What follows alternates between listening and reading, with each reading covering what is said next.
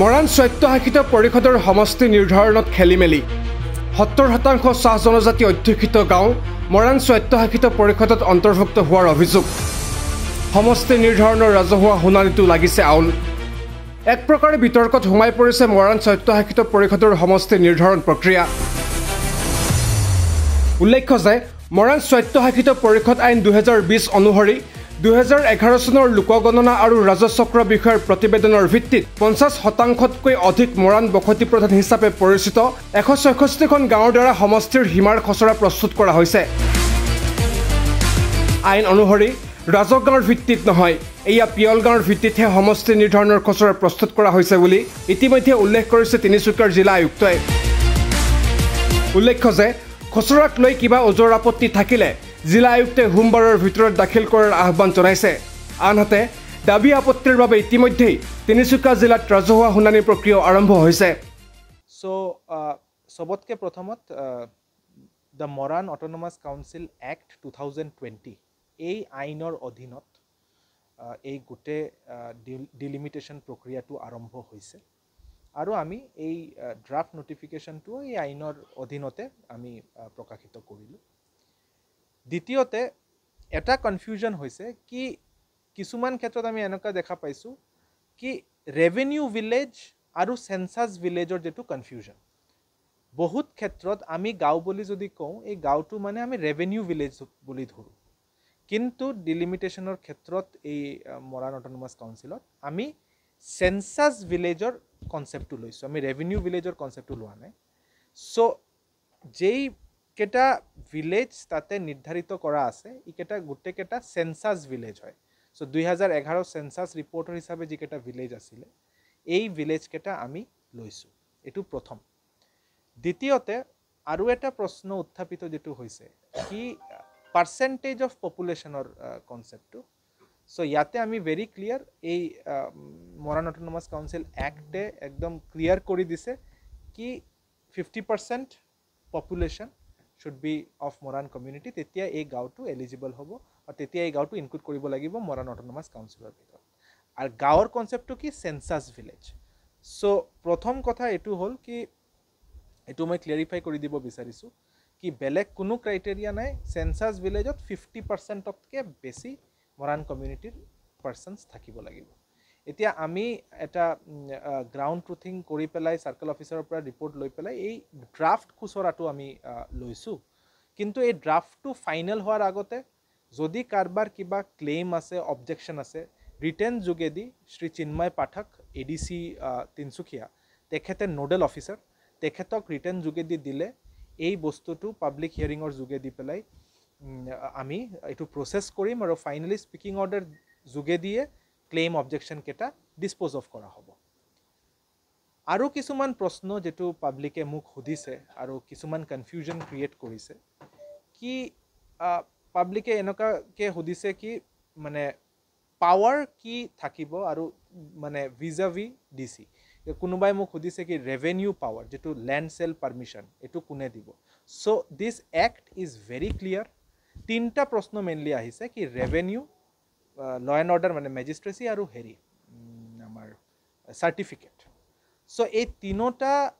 বস্তুৰ এই এক্টত কোনো উল্লেখ নাই এই তিনটা বস্তু যেনেকা চলি আছিল এটো চলি থাকিব সো যিসকল মানুহে কনফিউজড হৈছে কি ল্যান্ড সেল পারমিশন বা ল্যান্ড বেচা কিনা বেচাৰ কাৰণে কাউন্সিলৰ তাত যাব লাগিব এটো লৈ পেলাই এটা ফিল্ডত মানে কনফিউজন হৈ পেলাই মানুহৰ মাজত এটা বিভ্ৰান্তিৰ সৃষ্টি হৈছে বহুত দল সংগঠন মোৰ ওচৰত ইতিমধ্যে আহিছে সো আপোনালোকৰ যোগেদি মই এটো ক্লিয়াৰিফাই কৰিব বিচাৰিছোঁ কি Moran autonomous council act 2020 is very clear কি ৰেভিনিউ ল এণ্ড অৰ্ডাৰ আমাৰ সাৰ্টিফিকেট এনঅচি এইবিলাক সব যেনেকুৱা চলি আছে চলি থাকিব ফৰ সাৰ্টেন ডেভেলপমেণ্টেল ৱৰ্ক তাতে কিছুমান ফান্ড আহিব আৰু এই ফান্ডটো দি পেলাই ডেভেলপমেণ্টৰ কাম হ'ব এই এক্টত এটো গোটেইখিনি বস্তু একদম উল্লেখিত আছে আৰু that to all the work যেকেটা কাম তেখেতসকলে ল'ব ষ্টেট গভৰ্ণমেণ্টৰ এক্ট হিচাপে এটো কমপ্লাই হ'ব লাগিব এটো এই এক্টে মৰাণ অটোনমাছ কাউন্সিল এক্টে এটো নিৰ্ধাৰিত কৰি দিয়া হয় ইফালে আজি ডুমডুমাৰ ৰাজচক্ৰ বিষয়ৰ কাৰ্যালয়ত ৰাজহুৱা শুনানিৰ দিন ধাৰ্য কৰা হৈছিল। কিন্তু আজি ৰাজচক্ৰ বিষয়ৰ কাৰ্যালয়ত তেনে কোনো ধৰণৰ ব্যৱস্থা নথকা বুলি অভিযোগ উত্থাপন হৈছে। মৰাণ স্বায়ত্তশাসিত পৰিষদৰ সমষ্টি সীমা নিৰ্ধাৰণত মৰাণ জনগোষ্ঠীৰ 50%তকৈ কম জনসংখ্যা থকা বহু গাঁও অন্তৰ্ভুক্ত হোৱা বুলি বিভিন্ন দল সংগঠনে আপত্তি কৰিছে। আনকি মৰাণ জনগোষ্ঠীৰ লোকসকল একেবাৰে নগণ্য থকা বিভিন্ন চাহ বাগিচা তথা গাঁওসমূহো এই খচৰাত অন্তৰ্ভুক্ত হোৱা বুলি অভিযোগ উত্থাপন হৈছে। ইয়াকে লৈ এতিয়া জিলাখনত মিশ্ৰিত প্ৰতিক্ৰিয়া আৰম্ভ হৈছে। কিদৰে 30%তকৈ কম মৰাণ জনগোষ্ঠীৰ লোক থকা অঞ্চল স্বায়ত্তশাসিত পৰিষদৰ সমষ্টিৰ অন্তৰ্ভুক্ত হ'ল তাক লৈও প্ৰশ্ন উত্থাপন হৈছে। কাৰ্যালয়ত সকলোৱে মানে বিভিন্ন জনগোষ্ঠী গোৰ্খা আদি চাহ জনগোষ্ঠী আদিবাসী বা বিভিন্ন জনগোষ্ঠী সমবেত হৈছোঁ, যিটো হিয়াৰিঙৰ কাৰণে 35খনমান গাঁৱৰ মানুহক মতা হৈছিলে। আৰু যিখন ৰুমত হিয়াৰিং হৈ আছে সেইখন ৰুম একেবাৰে মানে হিয়াৰিঙৰ মানে পৰিৱেশ নাই, তাত একেবাৰে সৰু জেগাটো। তাতে আৰু যিখিনি আমাৰ গাঁৱৰ মানুহে গৈছিলে তাত তথ্য মানে লৈ গৈছিলে জনসংখ্যাৰ কাৰণে ভোটাৰ লিষ্টখন যেতিয়া আমাৰ তাত দিয়া হ'ল তেতিয়া তাৰ বিষয়ববীয়াসকলে ক'লে যে আপোনালোকে পপুলেশ্যনৰ আধাৰত দিব লাগিব। মই 1 নং পিঠাগুটি গাঁৱৰ পৰা হয় 1 নং পিঠাগুটি গাঁৱত যিহেতু আমাৰ চাহ জনগোষ্ঠী অন্যান্য জনগোষ্ঠী 70% আছে, তাত মৰাণ জনগোষ্ঠী 30%ৰো কম হ'ব। তাতে তেওঁলোকে মৰাণ লেণ্ডৰ কাৰণে হেৰি কৰিছে, তাত আমাৰ তীব্ৰ মানে ক্ষোভ আছে আৰু আমি তাত অসন্তুষ্টি প্ৰকাশ কৰিছোঁ। অসমৰ অন্যতম ভূমিপুত্ৰ মৰাণ জনগোষ্ঠীৰ যিটো মৰাণ অট'নমাছ কাউন্সিল ঘোষিত কৰিছে, তাৰ কাৰণে আমি সদৌ অসম আদিবাসী ছাত্ৰ সন্থা হৈ এইটোত পূৰ্ণ সমৰ্থন কৰিছোঁ। কিন্তু যোৱা 16 আগষ্টৰ দিনাখন যিটো খচৰা তালিকা এখন গাঁৱৰ খচৰা চেঞ্চাছ ভিলেজ হিচাপে খচৰা তালিকা এখন প্ৰস্তুত কৰি উলিয়ালে, তাত কিন্তু আমি সদৌ অসম আদিবাসী ছাত্ৰ সন্থা কেৱল নহয়, অসম চাহ জনজাতি ছাত্ৰ সন্থা, অসম চাহ মজদুৰ সংঘ, ভাৰতীয় চাহ মজদুৰ সংঘই ইয়াত আমাৰ আপত্তি আছে। যিহেতু আমাৰ এটা কথা স্পষ্ট আছে যে আমাৰ তিনিচুকীয়া জিলাৰ বিভিন্ন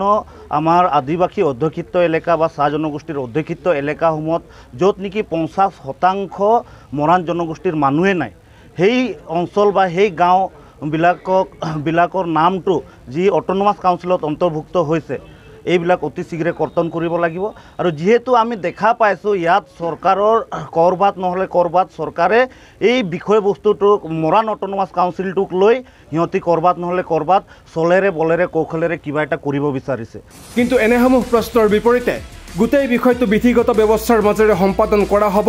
আৰু ইয়াকে লৈ কোনো পক্ষই চিন্তিত হোৱাৰ প্ৰয়োজন নাই বুলি স্পষ্ট কৰি দিছে জিলা আয়ুক্ত স্বপ্নীল পালে। ইয়াৰ উপৰিও মৰাণ স্বায়ত্তশাসিত পৰিষদে আইন অনুসৰি নিৰ্দিষ্ট কিছুমান উন্নয়নমূলক কামহে কৰিব বুলি সংবাদমেলযোগে উল্লেখ কৰিছে আয়ুক্তই। মৰাণ জনগোষ্ঠীক মৰাণ স্বায়ত্তশাসিত পৰিষদ দিছে, আমি আদৰণি জনাইছোঁ। ভূমিপুত্ৰ খিলঞ্জীয়া জনগোষ্ঠীক